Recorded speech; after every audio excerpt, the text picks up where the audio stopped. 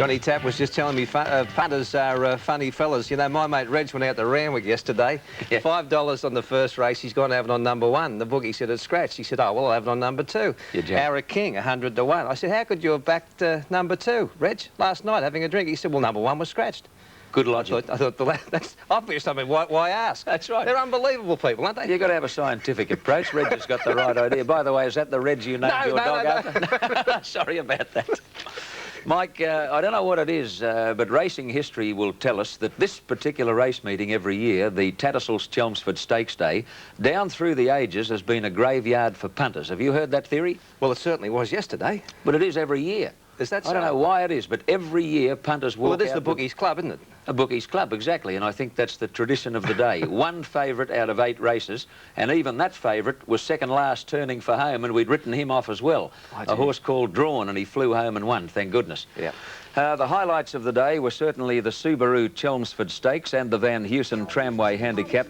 A small but very select field in the Chelmsford, and there's the familiar baldy face of Rising Prince out in front, as it invariably is.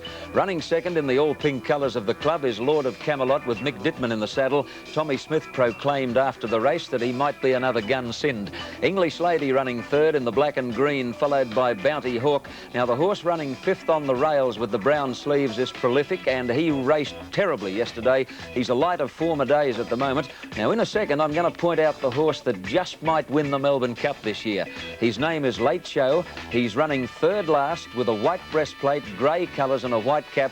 Jim Cassidy in the saddle. He won the Sydney Cup in the autumn, and boy, watch him get home at the end of the 1,600 metres. Lord of Camelot coming at Rising Prince. Bounty Hawk in third place, but watch Late Show in slow motion on the outside, just getting interested. Have a look at the way he gallops. He's a dead set 2-miler, isn't he? I reckon they'll know he's there on the first Tuesday in November. But that was the result of the Chelmsford. Lord of Camelot, Late Show, Rising Prince third. Now the Tramway, and as they near the turn, Jack's on the inside led Vari's Ace. Rusclo third. The mare running fourth in the black with the white cap is Satin Sand, and she covered more ground yesterday than Blacksland, Lawson and Wentworth. It was an enormous run under the circumstances. So Tippers behind them as they turn for home, and then Prince Frolic, and Riverdale on the right-hand side of your screen in the red jacket with the yellow cap is now coming out to make his run. As he draws alongside Prince Frolic here, the two horses appeared to bump momentarily. Prince Frolic didn't do much after the bump. Riverdale did plenty. Look at Satin Sand having the audacity to put the head in front. Now Double Dandy is coming through in the centre. He has caused a shock win yesterday, and Riverdale on the outside warming up to his task under 58.5 kilos, and look at him go home. Geez, a damn good horse, isn't he, Riverdale? He spotted that other horse 8.5 kilos. Double Dandy, however, with the big pull in the weights, and Neil Payne in great style, scored at 14 to 1 over Riverdale, and so Tip was third. Great horse, Riverdale, Mike. He's come back better than ever. I believe the Caulfield Cup is his mission. Yes, the air up there on the New South Wales Central Coast seems to suit him. Yeah, Gosford, he's certainly the best thing to come out of Gosford in a long time, thoroughbred-wise. His trainer, Neil Ward, is now based on the Central Coast, and it probably will be the forerunner of an extension of horse training, I would think, in that part of the world. Let's go now to Adelaide, and a very consistent little horse called Lockley's Tradition, who's been racing extremely well of late, scores yet another win. But there'd only be 5 lengths first to last on the turn, where Lockley's Tradition let go and raced up and joined Brave John as they swung. Out wide of the Arkabar Kid, getting a dream run up on the inside is Lone Eagle the Bolter, followed by McLenalaw, but Lockley's Tradition went for home at the 200-metre mark. This bonny little galloper dashed away. 3 lengths Mclenalaw, Lone Eagle, and down the outside Final Child is coming quickly now. Final Child is out after Lockley's Tradition. Lockley's Tradition, hands and heels though, is too good for these. He's well and truly got the wood on them, and Lockley's Tradition, a great little galloper, gets home nearly 2 lengths to Final Child Mclenalaw.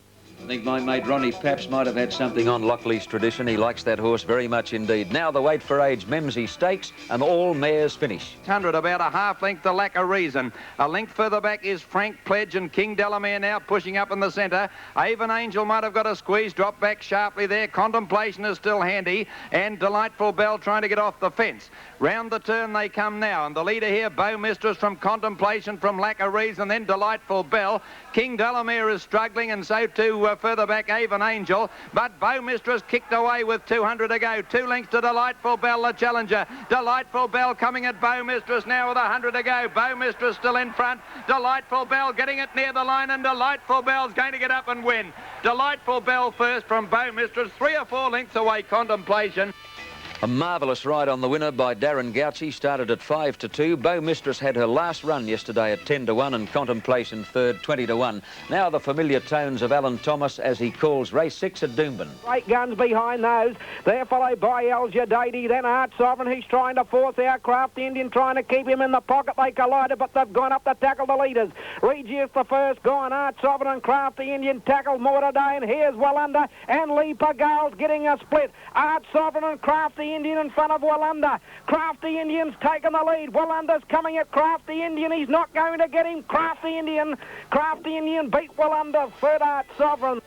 Yes, the winner, Crafty Indian, ridden by the former Sydney apprentice Andrew Petith, was the winner, starting at 3 to 1. Woolunda second, a former Sydney sider, and in third place was Art Sovereign, and they were the highlights in the world of thoroughbred racing Australia-wide yesterday. Thank you, Michael. Been a big week for you, with that good mare of yours doing the right thing at Harold Park again. She's a lovely mare, Mike, Kentucky bird, and she was able to get home on Friday night, and I hope there's a few more yet. All right, Johnny, we'll see you next Sunday. See you soon. Okie doke, stay with us in a moment. We'll round up football right around the country.